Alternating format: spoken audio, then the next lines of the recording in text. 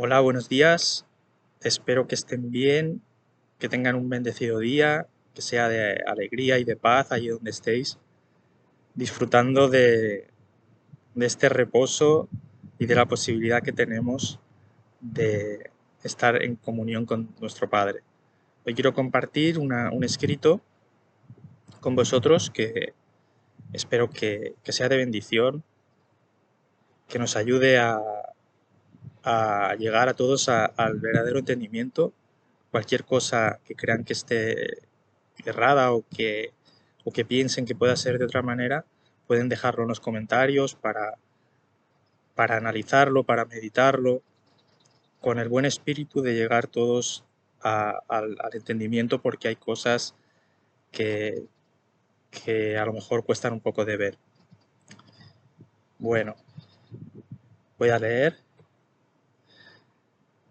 En la época de Jesús, todos esperaban que obrara algún milagro para librarse de sus verdugos. Sin embargo, Jesús no puso ninguna resistencia hasta el momento en el que pudo decir consumado es. Sabemos quién fue el que instigó a los hombres para crucificar a Jesús, pero todo cambió a partir del momento de su muerte. En el libro Primeros Escritos, su autora escribe lo siguiente: Satanás no se regocijó entonces como antes, había esperado desbaratar el plan de salvación, pero sus fundamentos habían llegado demasiado hondo. Y ahora, por la muerte de Cristo, conoció que él habría de morir finalmente y que su reino sería dado a Jesús. Tuvo Satanás consulta con sus ángeles, nada había logrado contra el Hijo de Dios, y era necesario redoblar los esfuerzos y volverse con todo su poder y astucia contra sus discípulos. Debían Satanás y sus ángeles impedir a todos cuantos pudiesen que recibieran la salvación comprada para ellos por Jesús. Obrando así, todavía podría Satanás actuar contra el gobierno de Dios. También le convenía por su propio interés apartar de Cristo a cuantos seres humanos pudiese, porque los pecados de los redimidos con su sangre caerán al fin sobre el causante del pecado, quien habrá de sufrir el castigo de aquellos pecados, mientras que quienes no acepten la salvación por Jesús sufrirán la penalidad de sus propios pecados. Bueno, gracias a Dios y a su Hijo por el plan de salvación y por su sangre que nos limpia de todo pecado a todos los que lo aceptan, y yo el primero. Pero hay algo muy importante que hace falta en nuestro tiempo presente, para que todos los seres humanos del planeta puedan llegar a la cruz y ver la altura, la anchura y la profundidad del amor de Dios y aceptar a Cristo. Para que lleguen a verlo, hace falta que se conozca el verdadero carácter de Dios, que se sepa cómo es realmente. Y así lo confirma la misma autora del escrito anterior, como vemos seguidamente. El último mensaje de clemencia que ha de darse al mundo es una revelación de su carácter de amor. Los hijos de Dios han de manifestar su gloria. Esto está en Palabras de Vida del Gran Maestro, en la página 342. Y en esta otra cita vemos lo importante que es este mensaje. Al igual que nuestro Salvador, estamos en este mundo para servir a Dios. Estamos aquí para asemejarnos a Dios en carácter y mediante una vida de servicio revelarlo al mundo. Para ser colaboradores de Dios, para asemejarnos a Él y revelar su carácter, debemos conocerlo correctamente.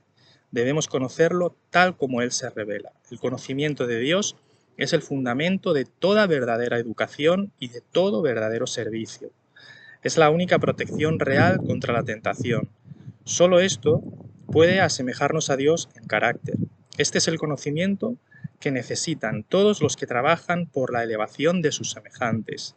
La transformación del carácter, la pureza de vida, la eficiencia en el servicio y la adhesión a principios correctos dependen de un conocimiento correcto de Dios. Este conocimiento es la preparación esencial tanto para esta vida como para la venidera. Ministerio de Curación 409. Cuando se afirma que el sacrificio de Cristo en la cruz no era necesario para Dios, no se quiere apartar a las personas de la salvación haciendo la obra de Satanás y sus ángeles. Decir eso es contristar al Espíritu Santo. Todo lo contrario, se quiere mostrar por qué tuvo lugar la crucifixión de Jesús, ya que una clara comprensión de esto nos lleva a no ser de los que tienen a Jesús como herido de Dios y abatido, o a Dios como un ser airado, en términos humanos, que necesita ser apaciguado. La crucifixión de Cristo muestra el amor divino por la raza humana. Es la prueba irrefutable de que Dios es amor. Leemos en Juan 3:16, porque de tal manera amó Dios al mundo que ha dado a su Hijo unigénito, para que todo aquel que en él cree no se pierda, mas tenga vida eterna. Cuando en este versículo dice que Dios ha dado a su Hijo, se refiere que lo ha dado en sacrificio o propiciación por nuestros pecados. Pero dice claramente que lo hizo por amor. Y sabemos que ese amor es amor ágape, un amor entregado que se sacrifica y es la esencia del reino de Dios, porque Dios es amor. Y está descrito en 1 Corintios 13, del 4 al 8. El amor es sufrido. El amor es benigno. El amor no tiene envidia. El amor no es jactancioso, no se envanece, no hace nada indebido, no busca lo suyo, no se irrita, no guarda rencor o no guarda registro del mal, no se goza de la injusticia, mas se goza de la verdad. Todo lo sufre, todo lo cree, todo lo espera, todo lo soporta. El amor nunca deja de ser. Todo este amor y carácter de Dios se revela en la cruz y en toda la vida de Jesús. Dice que el amor se goza de la verdad, y Jesús es la verdad. Jesús es la revelación de toda verdad. Es la revelación del Padre tal como es. Jesús es el autor y consumador de la fe, el cual, por el gozo puesto delante de él, que es el fruto de la aflicción de su alma, los redimidos, por el cual quedaría satisfecho, él sufrió la cruz, menospreciando el oprobio, y se sentó a la diestra del trono de Dios. Un trono que se goza de la justicia, que es la misericordia. Un trono que se goza de la verdad. ¿Cómo sabemos que la justicia de su trono es siempre misericordia? La Biblia nos lo dice, por ejemplo, en Proverbios 16:6, que nos dice: porque con misericordia y verdad se corrige el pecado. Ese amor que es benigno, que es el que debemos conocer y no menospreciar, porque como dice Romanos 2:4, o menospreciáis las riquezas de su bondad, paciencia y longanimidad, ignorando que su benignidad te guía al arrepentimiento. Porque el amor de Cristo nos constriñe pensando esto, que si uno murió por todos, luego todos murieron, y por todos murió, para que los que viven ya no vivan para sí, sino para aquel que murió y resucitó por ellos. 2 Corintios 5:14. Y lo hizo por amor. Recordemos, nadie tiene mayor amor que este, que uno ponga su vida por sus amigos. Juan 15:13. Nosotros le amamos a él porque él nos amó primero. 1 Juan 4:17. Porque el Hijo del Hombre vino a buscar y salvar lo que se había perdido. Lucas 19:10. ¿Y por qué estábamos perdidos? Porque estábamos destituidos de la gloria de Dios, por cuanto todos pecamos. Romanos 3:20. Y somos justificados gratuitamente por su gracia, mediante la redención que es en Cristo Jesús, a quien Dios puso como propiciación por medio de la fe en su sangre, para manifestar su justicia, a causa de haber pasado por alto en su paciencia los pecados pasados. ¿Y por qué todos pecamos? En Romanos 5:12 nos dice: por tanto, como el pecado entró en el mundo por un hombre, y por el pecado la muerte, así la muerte pasó a todos los hombres por cuanto todos pecaron. Este hombre por el que entró el pecado en el mundo es Adán, y el pecado engendra muerte y destituye de la gloria de Dios, de su carácter. ¿Y qué pasa en la mente del hombre que peca? Se hace extraño y enemigo de Dios en su mente, como dice Colosenses 1:21. Porque no sabéis que si os sometéis a alguien como esclavos para obedecerle, sois esclavos de aquel a quien obedecéis, sea del pecado para muerte o sea de la obediencia para justicia. Romanos 6:16. La mente del hombre adquirió los malos rasgos de carácter de Satanás al oír, creer y obedecer su voz, generando enemistad contra Dios.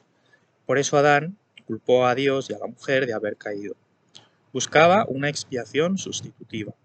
Adán y Eva ya no veían gracia en los ojos de Dios, solo desconfianza y miedo a la muerte, una muerte que pensaban que vendría de Dios. Estaban confundidos, enemistados con Dios, como para poder aceptar su error y pedir el perdón que Dios hubiera dado de gracia, sin nada a cambio, sin nada que pagar, sin necesidad de propiciación. Ya no veían a Dios como claramente nos dicen las Escrituras que es, sino como Satanás dice que es, y con los requerimientos de justicia de Satanás. Por eso Dios, cuando envió a su Hijo, estaba con él reconciliando al mundo consigo mismo. Su Hijo nada hacía de sí mismo. El que veía al Hijo veía al Padre. El Hijo reveló la totalidad del carácter de Dios a los hombres, para que vuelvan a reconocerle como realmente es y puedan reconciliarse con él. Esta obra es importantísima para el sellamiento y la segunda venida de Cristo. Juan 17:3. Y esta es la vida eterna, que te conozcan a ti, el único Dios verdadero, y a Jesucristo, a quien has enviado. Yo te he glorificado, continúa el versículo, yo te he glorificado en la tierra, he acabado la obra que me diste que hiciese. Ahora pues, Padre, glorifícame tú al lado tuyo, con aquella gloria que tuve contigo antes que el mundo fuese. He manifestado tu nombre, el carácter, a los hombres que del mundo me diste. Tuyos eran, y me los diste, y han guardado tu palabra.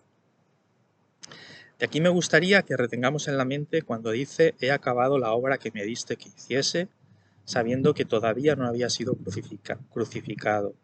Cuando dice también, he manifestado tu nombre, y también cuando dice que han guardado tu palabra.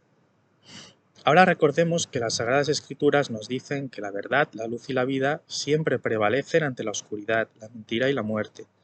A pesar de esto, casi nadie lo cree no lo cree plenamente, porque se atribuyen a Dios, en cierta medida, oscuridad, mentira y muerte, negando el testimonio de Jesús en la revelación al Padre por medio de su vida y sus palabras aquí en la tierra. Pero ciertamente Dios es vida, es luz, y no hay ningunas tinieblas en él, como dice Juan en 1 de Juan 1 del 5 al 7. Igual que Moisés, que no pudo entrar en Canaán, que no conoció plenamente a Dios en un principio y llegó a cantar después del paso del Mar Rojo que Jehová era varón de guerra, David no lo conoció plenamente tampoco, y eso le llevó a no poder edificar casa para Jehová, el cual le dijo: Tú no edificarás casa a mi nombre, porque eres hombre de guerra, y has derramado mucha sangre. Sabemos que el sellamiento se produce cuando se reproduce el carácter del Padre y el Hijo en los hombres, y es cuando tienen el nombre del Padre y el Hijo en sus frentes, porque se ha edificado casa para Jehová. Igual que el conocimiento de Dios por parte de Moisés se amplió con el tiempo, asimismo pasó con David, que al final de su vida, antes de morir, pudo decir que nada hay mayor que Dios, como expresó de esta manera: se alegró mucho el rey David y bendijo a Jehová delante de toda la congregación. Y dijo David: Bendito seas tú, oh Jehová, Dios de Israel nuestro Padre, desde el siglo y hasta el siglo. Tuya es, oh Jehová, la magnificencia y el poder, la gloria, la victoria y el honor, porque todas las cosas que están en los cielos y en la tierra son tuyas. Tuyo, oh Jehová, es el reino, y tú eres excelso sobre todos. Las riquezas y la gloria proceden de ti, y tú dominas sobre todo. En tu mano está la fuerza y el poder, y en tu mano el hacer grande y el dar poder a todos. Ahora pues, Dios nuestro, alabamos y loamos tu glorioso nombre. Primera de Crónicas 29 del 10 al 13. Aquí David está haciendo una alegre manifestación de un conocimiento más pleno de Dios, donde expresa su glorioso nombre. En la victoria, el honor y la soberanía no hace alusión a la guerra, ni a la destrucción, ni la muerte. Y está claro que es así porque David comprendió que no pudo edificar casa a su nombre precisamente porque Dios le había dicho que había matado a otras personas, y supo que no había sido del agrado ni la voluntad de Dios. Sabemos lo que es el glorioso nombre de Dios, porque se lo reveló a Moisés de esta manera cuando le pidió que le mostrara su gloria en Éxodo 34:6. Jehová, Jehová, fuerte, misericordioso y piadoso, tardo para la ira y grande en misericordia y verdad. No vemos en esta declaración del nombre o carácter de Dios ni enojo, ni violencia, ni destrucción, ni muerte. El que diga que es fuerte no debe inducir a la mente carnal a relacionarlo con la destrucción o la guerra, ya que sabemos por Zacarías 4:6, por ejemplo, que dice que no es con ejército ni con fuerza, sino por su espíritu como vence Jehová. y en el hombre igual. Él guarda los pies de sus santos, mas los malvados son acallados con tinieblas, pues no por la fuerza ha de prevalecer el hombre. Primera de Samuel 2:9. Y la ira de Dios no es la ira carnal del hombre tampoco. La ira de Dios es el tener que dejar al hombre a su propia elección cuando lo desechan y tiene que girar su rostro, retirándose completamente afligido. Por eso tarda en airarse. Esto lo vemos en Romanos 1:18 en adelante, o en Números 12:9 más resumido, que dice: Entonces la ira de Dios se encendió contra ellos y se fue. Vemos que aquí, cuando se encendió su ira, se fue, y la nube se apartó del tabernáculo, y he aquí que María estaba leprosa como la nieve. Y en Isaías 22:4: Por eso dije: Dejadme, lloraré amargamente, no os afanéis por consolarme de la destrucción de la hija de mi pueblo. Tardo para la ira, para que no suframos las consecuencias de no tener la protección de Dios, porque Él nos ama a todos. Y por eso, una vez se ha retirado, el hombre que sufre las consecuencias de estar desamparado clama: Oh Dios, restáuranos, haz resplandecer tu rostro y seremos salvos. Como dice Salmos 83. Jesús vino a revelar este carácter amoroso de Dios y en contraposición el carácter de Satanás, del cual hizo alusión en Juan 8:44. Sois de vuestro padre el diablo, y queréis hacer los deseos de vuestro padre. Él fue homicida desde el principio, y no se ha mantenido en la verdad porque no hay verdad en él. Cuando habla mentira, habla de su propia naturaleza, porque es mentiroso y padre de mentira. Vemos de quién son estos rasgos de carácter que se amplían en Juan 10:10. El ladrón no viene sino a hurtar y matar y destruir. En cambio Jesús dice: Yo he venido para que tengan vida y para que la tengan en abundancia. Nos fijamos que a lo que ha venido Satanás es a matar y destruir. En cambio Jesús, quien es la misma imagen del Padre, solo quiere dar vida y restituir. ¿Por qué? Porque es lo que es. La muerte no está en Cristo ni en su Padre. El imperio de la muerte es de Satanás. Lo sabemos porque lo dice en Hebreos 2:14. Así que, por cuanto los hijos participaron de carne y sangre, él también participó de lo mismo, para destruir por medio de la muerte al que tenía el imperio de la muerte, este es, al diablo. ¿Esto quiere decir que Jesús destruye? De ninguna manera. La muerte misma es quien mata al diablo. Recordemos esta parte de la cita del principio que habíamos leído, al principio de todo. Porque los pecados de los redimidos con su sangre, la de Jesús, caerán al fin sobre el causante del pecado, Satanás, quien habrá de sufrir el castigo de aquellos pecados. La gran mentira que tiene al hombre encarcelado es creer en un sistema de justicia divina totalmente errado, por falta de conocimiento de Dios. La ley de Dios es justa y buena porque es perfecta y da vida. Desvincularse de ella, por lo tanto, significa desvincularse de la vida, y eso es lo que trata de hacer Satanás, desvincularnos de la fuente de la vida. Por eso, como dice Elena White, Satanás instauró un sistema de justicia falso en el cielo y en la tierra, en las mentes de los hombres, en el cual la misericordia está separada de la justicia y que un Dios de justicia tiene que matar y destruir al que peca cuando transgrede la ley. Este sistema de justicia encarcela al hombre para pena de muerte, y de hecho cuando el hombre juzga condenando a otro hombre se condena a sí mismo. Por eso, aunque Dios no desea ni pide sacrificios, porque concede el perdón al pecador arrepentido de pura gracia, para salvar al hombre de su prisión mental, le preparó un cuerpo a su Hijo unigénito. ¿Para qué le preparó un cuerpo? Para salvarnos del pecado. ¿Cómo? Revelándonos la verdadera justicia de Dios en todas las cosas buenas y milagros que hizo Jesús. Esa es la justicia y el amor divino. Jesús no hizo más que mostrar misericordia. Es lo que quiere y quería nuestro Padre Celestial que veamos, que su perdón no necesita cobrarse un pago. Es Satanás que lo reclama, y nosotros con nuestra mente velada, hasta que nos convirtamos al Señor.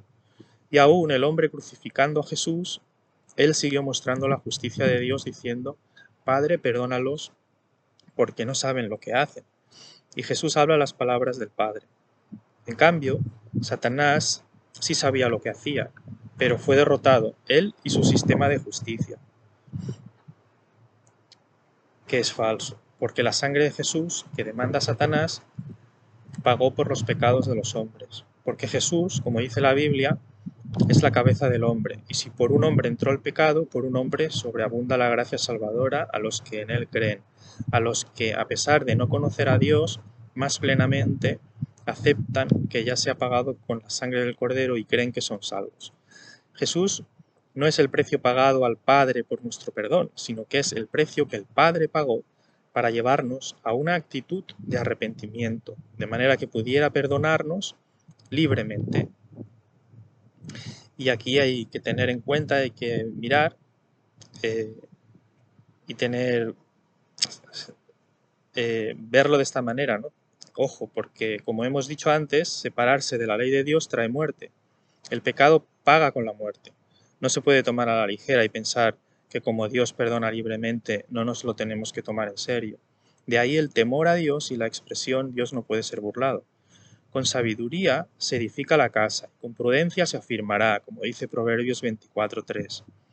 En el primer capítulo de Efesios leemos: en quien tenemos redención por su sangre, el perdón de pecados, según las riquezas de su gracia, en quien abundó para con nosotros en toda sabiduría y prudencia. Dios no perdona de manera imprudente. ¿Por qué Dios no perdona deliberadamente sin arrepentimiento sincero? ¿Por qué no puede hacerlo? Porque anularía su ley si lo hiciera y la haría arbitraria. Llevaría a los hombres a pecar y el resultado sería el pecado y la muerte.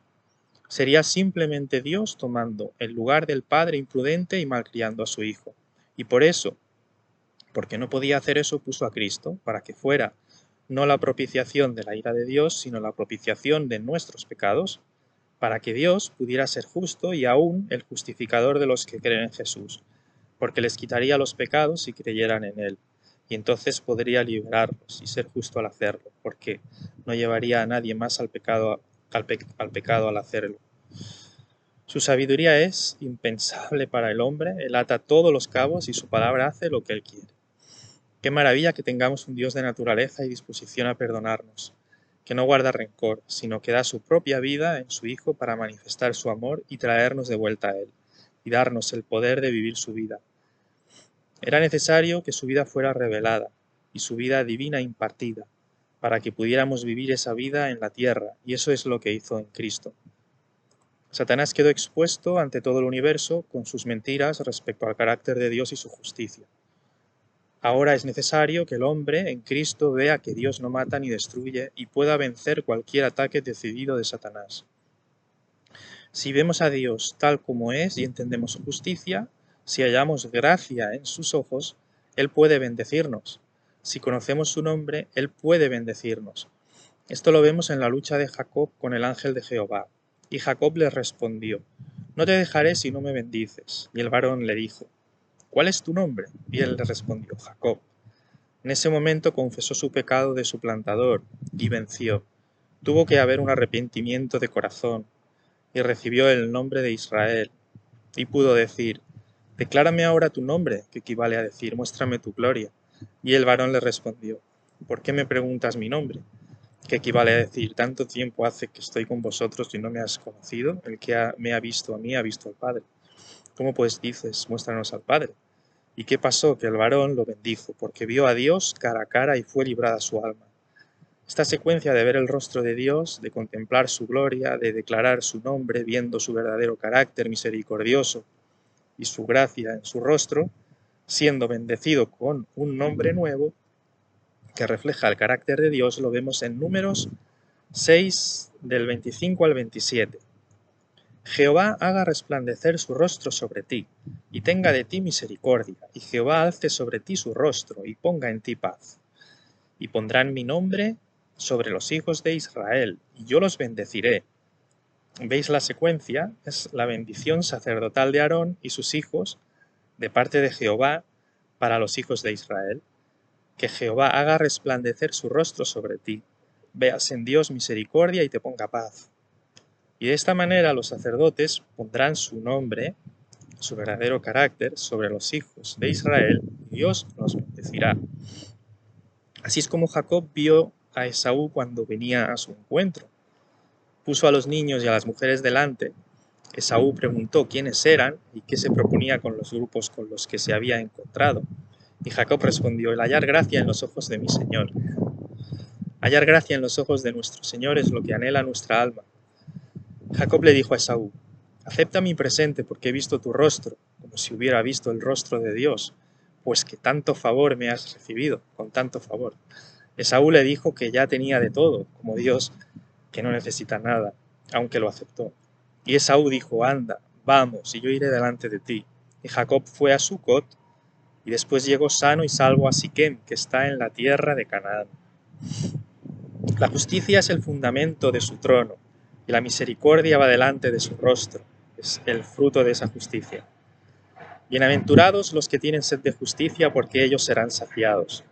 ¿De qué justicia quieres ser saciado o quieres saciarte? ¿De la justicia de Dios o la de Satanás? Cuando pecó David, ¿no prefirió caer en manos de Dios en vez de la de los hombres? Cuando se le dieron 3 opciones. Y sigue el versículo anterior.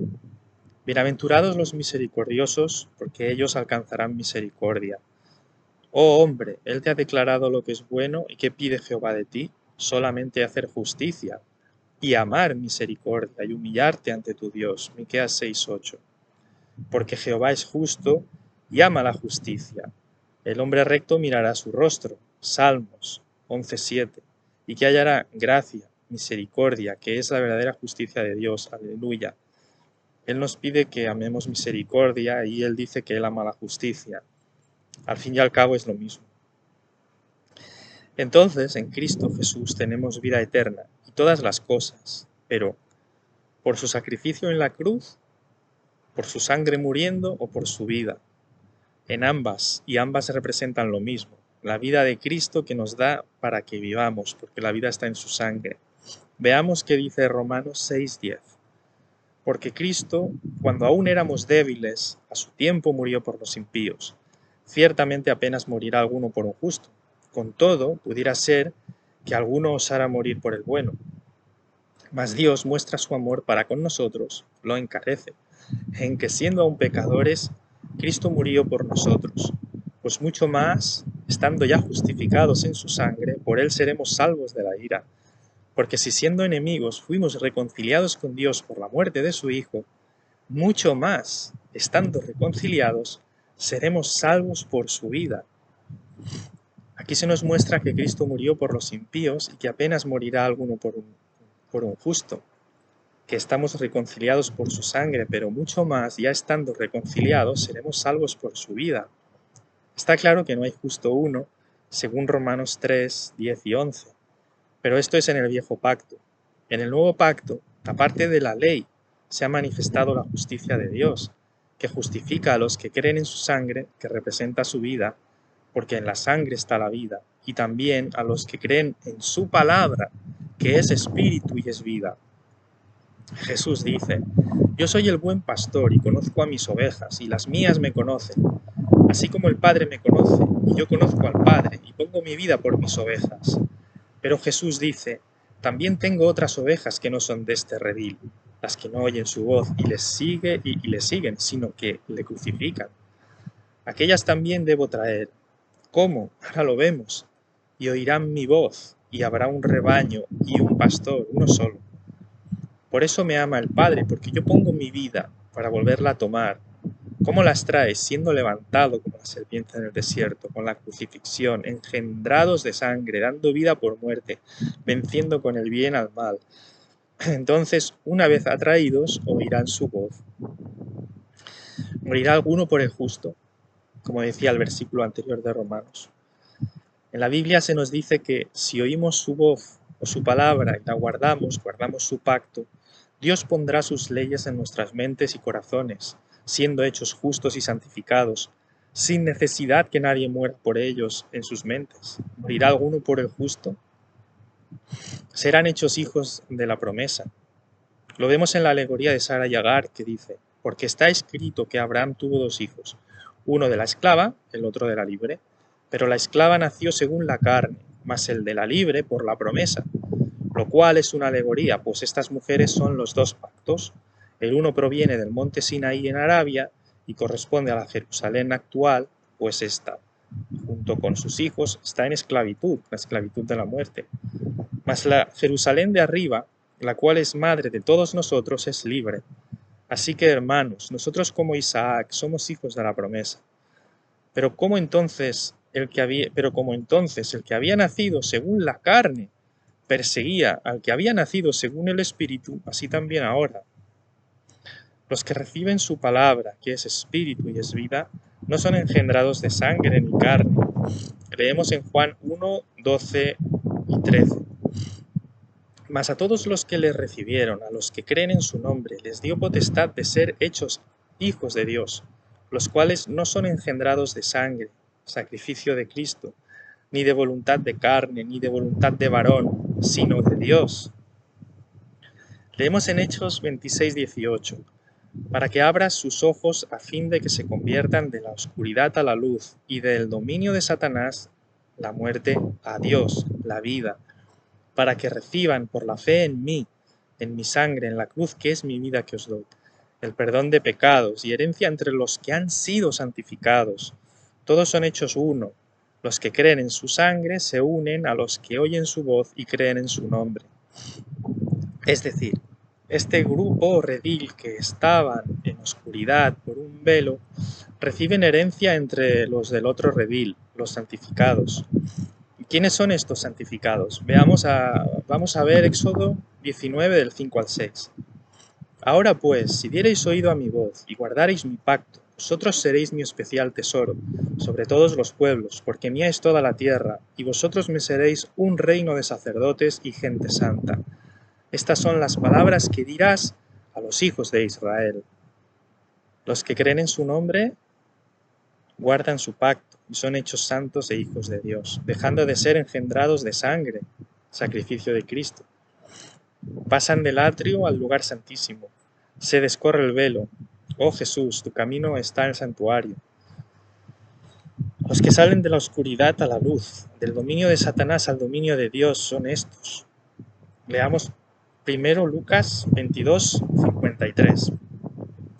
Habiendo estado con vosotros cada día en el templo, no extendisteis las manos contra mí, mas esta es vuestra hora y la potestad de las tinieblas. Son los que dicen, como en Colosenses 1:11, con gozo dando gracias al Padre, que nos hizo aptos para participar en los santos en luz, el cual nos ha librado de la potestad de las tinieblas, los del otro redil, y trasladado al reino, al redil de su amado Hijo, en quien tenemos redención por su sangre, el sacrificio, el perdón de pecados. Pablo, que anteriormente estaba en tinieblas persiguiendo a los santos, los cristianos como Esteban, fue hecho partícipe entre ellos por la sangre de Cristo, así como todos los que teníamos una concepción errada de Dios, como los que crucificaron a Cristo porque no sabían lo que hacían, como dice Lucas 23:46. Todos los que hayamos procurado matarlo, o creíamos que Dios mataba o que se sacrificó a su Hijo como expiación sustitutiva, tenemos la posibilidad de arrepentirnos y bautizarnos en el nombre, en el carácter de Jesús, para perdón de pecados y de participar de los santos en luz. Porque la justicia de Dios es misericordia, y por misericordia y amor hacia nosotros, Dios propició el Cordero que quita el pecado del mundo. De hecho, este fue el primer discurso de Pedro a los fariseos y a toda Jerusalén, a los que dijo que habían crucificado al Salvador, Hijo de Dios. Y ellos se compungieron de corazón y dijeron, ¿qué haremos? Y Pedro dijo, arrepentíos y bautizaos en el nombre de Jesucristo. Aun habiéndolo matado, Dios nos ofrece el perdón siempre, porque su misericordia es para siempre. No era necesario para Dios perdonar al hombre. No era necesario para Dios poder perdonar al hombre matar a su hijo. Era necesario para el hombre que no oye su voz, los cuales hemos sido prácticamente todos, cuando estamos en el viejo pacto, en la ley de las obras propias y no en la ley de la fe, Romanos 3:27. El remanente, según Apocalipsis 12:17, sin duda no son nacidos de sangre, sino del Espíritu. Entonces el dragón se enfureció contra la mujer y se fue a hacer guerra contra el remanente de la simiente de ella, los cuales guardan los mandamientos de Dios y tienen el testimonio de Jesucristo. Este remanente ve la gloria de Dios según 2 de Corintios 3:18, porque mirando a cara descubierta, como en un espejo, la gloria del Señor, ¿Serán transformados de gloria en gloria en la misma imagen? ¿O somos transformados como por el Espíritu del Señor?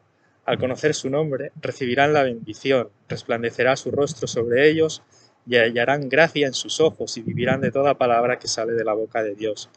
Y enseñarán la justicia correcta de Dios a todos. La mujer, la Iglesia, ha de estar lista para dar a luz, y el dragón se airará y procurará matar a esos hijos, que guardan los mandamientos y tienen el testimonio de Jesucristo.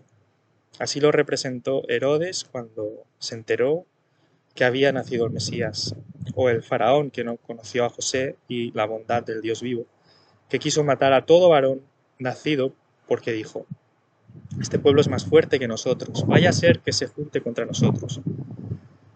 Nada hay nuevo debajo del sol. Por eso Satanás quiere destruir familias y pervertir y confundir las mentes con películas violentas y videojuegos violentos. Los padres tienen que conocer que Dios no es violento y enseñar a los hijos que nunca cojan un arma, porque Jesús los protege y tiene poder para devolver la vida al que no toma el arma. Pero Satanás quiere que no conozcamos qué es el pecado y las consecuencias que trae en nuestras vidas, en la naturaleza. El que mata a espada, muere a espada. Y esas consecuencias quiere atribuirlas a Dios también Satanás y a nosotros. De esta manera siempre estamos crucificando a Cristo y culpando a Dios. Quiere que no conozcamos el verdadero carácter de Dios y lo veamos como un juez severo en vez de lo que realmente es, un Padre que nos creó en libertad para elegir. Nos dio lo mejor y nos advirtió de otra voz que no debíamos oír para que no nos pasara lo que tristemente pasó. Pero Él tenía preparada una solución a pesar del riesgo, desde el principio, que se oyó en los cielos. Por lo cual, entrando en el mundo, dice: sacrificio y ofrenda no quisiste, mas me preparaste un cuerpo. Holocaustos y expiaciones por el pecado no te agradan. Entonces dije: he aquí vengo, oh Dios, para hacer tu voluntad, como en el rollo del libro está escrito de mí. Hebreos 10. ¿Qué rollo del libro? Leemos Lucas 4:17. Y fuele dado el libro del profeta Isaías, y como abrió el libro, halló el lugar donde estaba escrito: el Espíritu del Señor es sobre mí, por cuanto me ha ungido para dar buenas nuevas a los pobres, me ha enviado a sanar a los quebrantados de corazón, para pregonar a los cautivos libertad, a los ciegos vista, para poner en libertad a los quebrantados, para predicar el año agradable del Señor. Jesús aquí concluyó la lectura. Podría haber seguido la lectura de Isaías y leer el versículo 2, que era para los judíos la culminación de todo el pasaje, y que sigue diciendo: y el día de venganza del Dios nuestro. Pero no lo leyó Jesús, porque el año agradable del Señor, como traduce la versión de la Biblia de Jerusalén, hace referencia a un año de gracia y recuerda al jubileo. Por eso se paró ahí Jesús. Esa era la voluntad de su Padre, revelar su verdadero carácter al ser humano, para que tengan confianza en el perdón, y lo hizo por medio de su Hijo, obrando el bien a los ojos del mundo. Y esto es precisamente lo que le dio confianza a Juan el Bautista antes de su ejecución. Eso es lo que quería mostrar a los oyentes de la sinagoga de Nazaret. Pero los oyentes esperaban un Dios vengativo, según su mente natural, un Dios de guerra. Ese espíritu de venganza se manifestó después, ya en el Getsemaní, matando a Cristo. Se hizo la voluntad de las potestades de las tinieblas por medio de los hombres. Esa era la hora de las tinieblas, no el año agradable del Señor. Jesús se paró ahí porque Dios no es vengativo, según la mente natural del hombre. Quería llevar a las personas a un entendimiento correcto de cómo es Dios y a mostrarles que la justicia de Dios implica no pagar mal por mal, sino bien por mal. La venganza de Dios es conceder la venganza del hombre contra Dios para salvarlo, es vencer con el bien el mal para rescatarlo en Cristo. Romanos 12:2.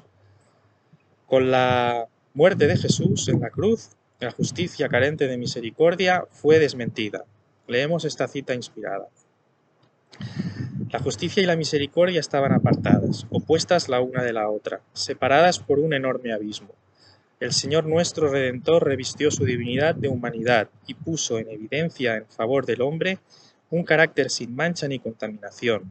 Plantó su cruz a mitad del camino entre el cielo y la tierra y la convirtió en el medio de atracción que alcanzó ambos extremos, atrayendo tanto la justicia como la misericordia a través del abismo.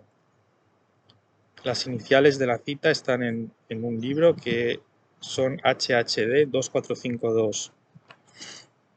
Aquí se están personificando los atributos de la justicia y la misericordia, pero esos atributos nunca están separados en Dios. ¿A quién representará esta justicia separada entonces? Oigo de algunos hermanos que dicen, bueno, Dios es misericordioso pero también es justo y por eso a veces tiene que ejecutar juicios directamente y destruir a los impíos.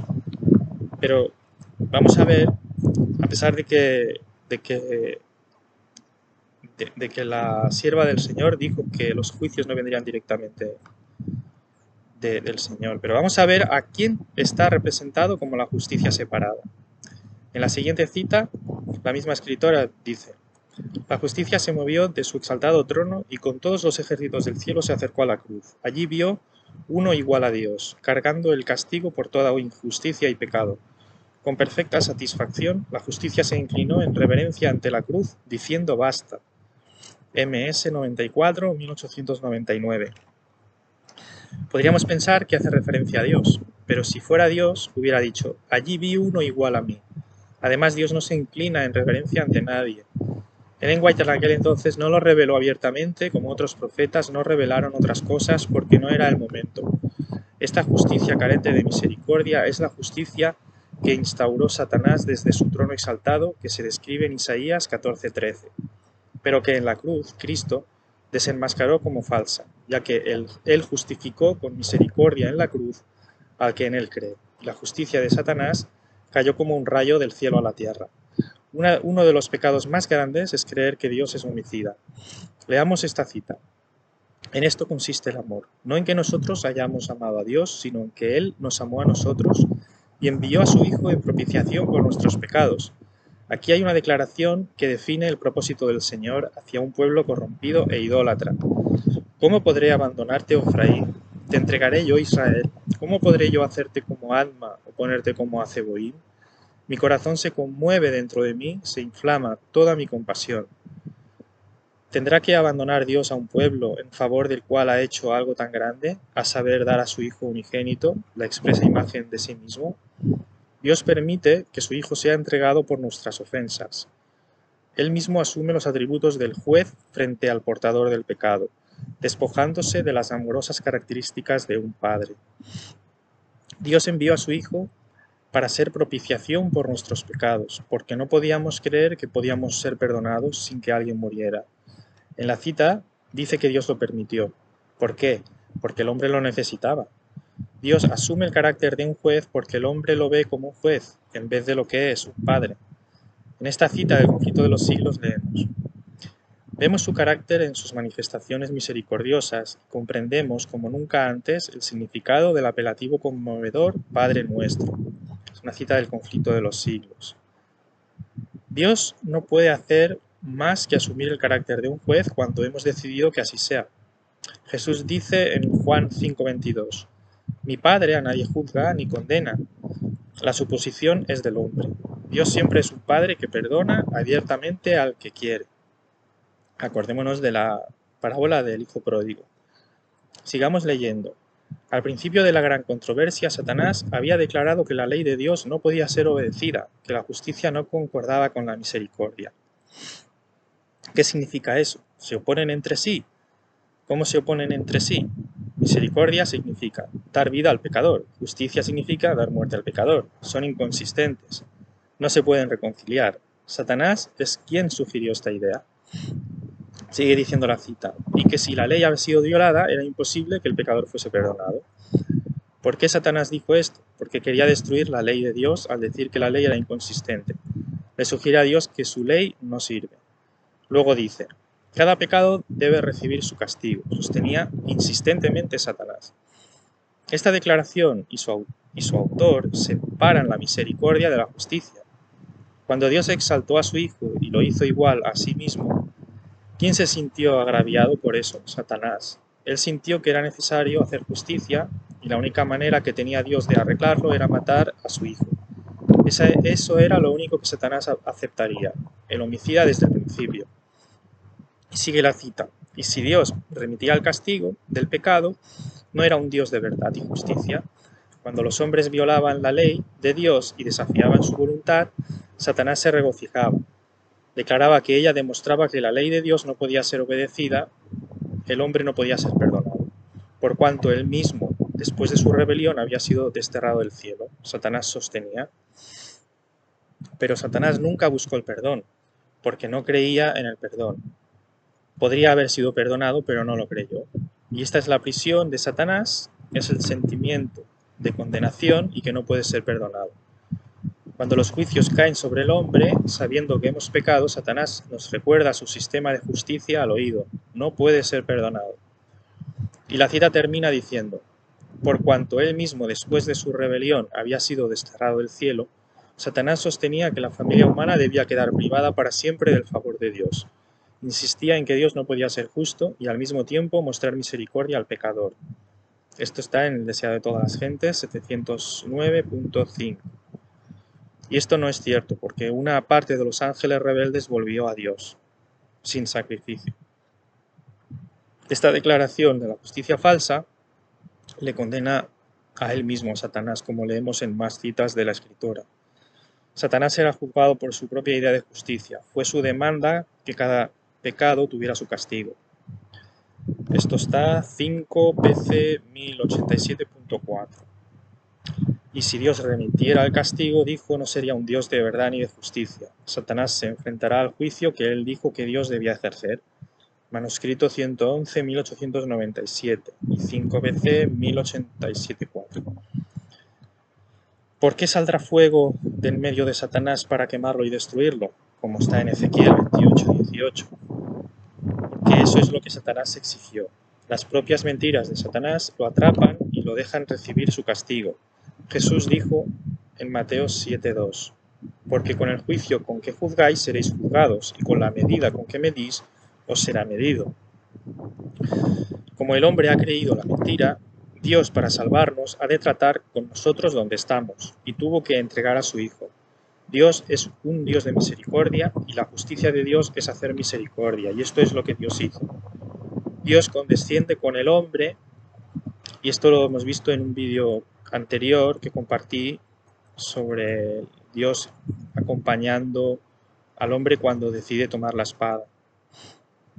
Y no es lo que él quiere.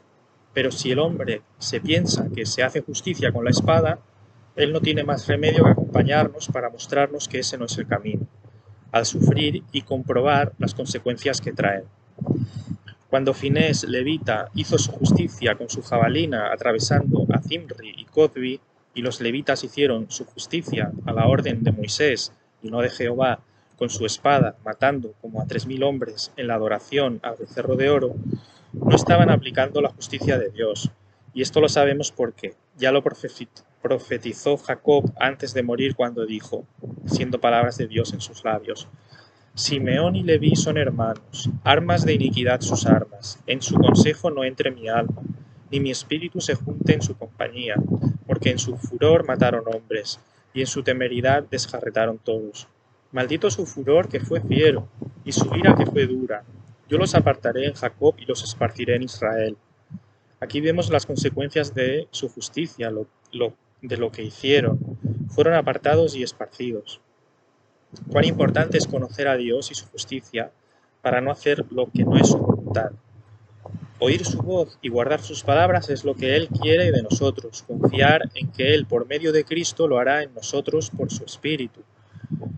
De poner las armas de guerra de nuestra mente como acto de justicia y de expiación nuestra y divina es lo que hace falta para que se manifieste los hijos de Dios en el mundo. ¿Cuándo se cumplirá esto? Representado por esta cita. Ahora vemos por espejo oscuramente, mas entonces veremos cara a cara. Ahora conozco en parte, pero entonces conoceré como fui conocido. Primera de Corintios 13:12. Cuando nos convirtamos plenamente al Señor, pasará. ¿Por qué? Y aún hasta el día de hoy, cuando se lea a Moisés, el velo está puesto sobre el corazón de ellos. Pero cuando se conviertan al Señor, el velo se quitará. porque el Señor es el Espíritu, y donde está el Espíritu del Señor, allí hay libertad. Por tanto, nosotros todos, mirando a cara descubierta como en un espejo la gloria del Señor, somos transformados de gloria en gloria en la misma imagen como por el Espíritu del Señor. Segunda de Corintios 3:15. ¿Qué hace falta ahora en este tiempo? Que se predique la verdadera justicia, en la cual Dios no ejecuta como un verdugo. Él es un padre. Dios no cambia, nunca se hace juez. Él no cambia, nunca. Y si se hace juez, asume esa posición porque es visto a la luz de uno que tiene justicia sin misericordia. En la crucifixión de Cristo, su Padre estaba allí, pero estaba encubierto en la oscuridad. Las tinieblas alrededor de la cruz eran un símbolo de la incomprensión del carácter de Dios, y eso hacía que Dios pareciera vengativo y demandante de retribución moral. Es ese segundo versículo que no leyó Jesús, que dice: y el día de venganza del Dios nuestro, que malinterpretaban los hombres. En la cruz Cristo entregó su alma en manos de su Padre. ¿Por qué? Porque no lo veía como juez, sino como Padre. Y eso lo vamos a necesitar en el tiempo de angustia, porque esa es la fe de Jesús. Si estamos en el viejo pacto, vemos nuestro rostro natural y no podemos ser transformados, vemos a un Dios vengador. Si estamos en el nuevo pacto, que es el pacto eterno, vemos el rostro de Cristo.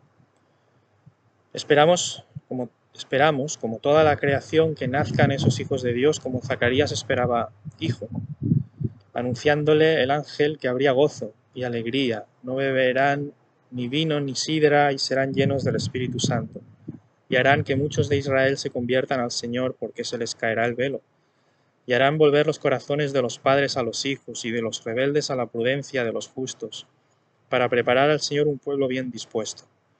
David, antes de su muerte, alabó el glorioso nombre de Dios, porque por medio de su Hijo, que santifica, podemos todos ser hermanos de Cristo e hijos de Dios a pesar de haber derramado sangre. Y ese Hijo, a punto de nacer, edificará casa a Jehová, como se representa en Salomón. Así Jesús es superior a Moisés, que fue fiel como siervo para testimonio de lo que se iba a decir, pero Cristo como Hijo sobre su casa, la cual casa somos nosotros, si retenemos firme hasta el fin la confianza y el gloriarnos en la esperanza. Por lo cual, como dice el Espíritu Santo, si oyereis hoy su voz, no endurezcáis vuestros corazones, como en la provocación, en el día de la tentación en el desierto, que anduvieron 40 años vagando en su corazón, y no conocieron los caminos de Dios para entrar en el reposo. ¿Cuántas veces dice en Hebreos 3 que oigamos su voz para entrar en el reposo? La incredulidad a las promesas de Dios les llevó a querer hacer las cosas por ellos mismos, y eso les llevó a tomar la espada para aplicar su justicia propia, y así el pueblo de Dios ha ido vagando o siendo esparcido a lo largo de la historia. Pero Dios no es varón de guerra, como cantó Moisés y María. Por eso se cantará cántico nuevo, por eso hay un pacto nuevo, pero siempre el mismo. Que Dios no es varón de guerra, sino de paz, de reposo, como Jerusalén, ciudad de paz, nuestro refugio y salvación. Dios es amor. Esto es lo que tenemos que enseñar al mundo y a nuestros hijos. Cristo murió por amor, no lo necesitábamos y lo hizo, lo que no excluye que se vayan a engendrar hijos por voluntad de Dios, no de sangre, sino por su espíritu, que no pasarán por la muerte, a los que nos uniremos. Salmos 46. Venid, ved las obras de Jehová, que ha puesto asolamientos en la tierra, que hace cesar las guerras hasta los fines de la tierra, que quiebra el arco, corta la lanza y quema los carros en el fuego. Estad quietos y conoced que yo soy Dios. Seré exaltado entre las naciones, enaltecido seré en la tierra. Jehová de los ejércitos está con nosotros. Nuestro refugio es el Dios de Jacob. Selah. Espero que tengan un bendecido día. Que Dios los bendiga mucho.